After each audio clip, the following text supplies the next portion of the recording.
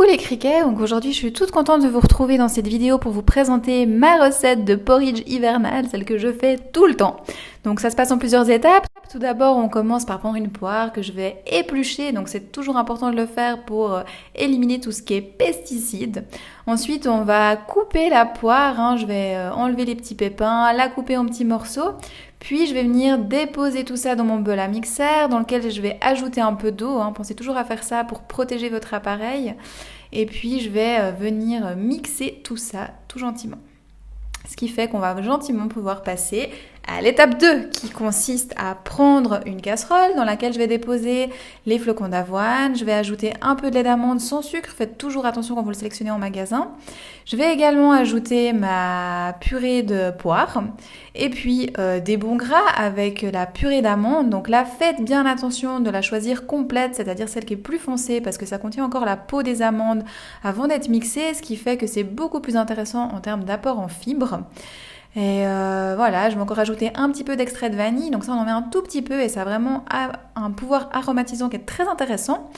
C'est très cher mais ça dure super longtemps, on en met très très peu, donc allez-y.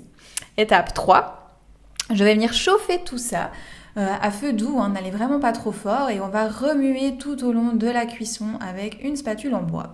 Donc c'est super rapide, en 5 à 10 minutes c'est fait.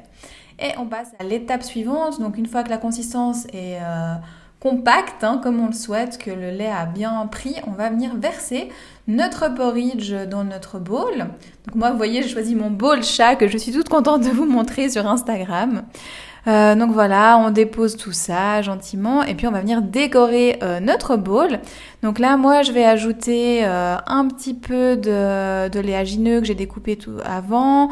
Là, dans la vidéo, je commence par déposer mes fruits. Donc il y a des poires, il y a un petit peu de mandarine. Et puis, qu'est-ce que j'avais encore? J'avais encore le reste de poires en petits morceaux de tout à l'heure.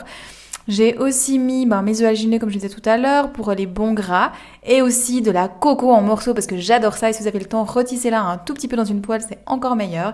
Et je viens ajouter une cuillère de sirop d'érable parce que c'est gourmand et que ça fait toujours plaisir.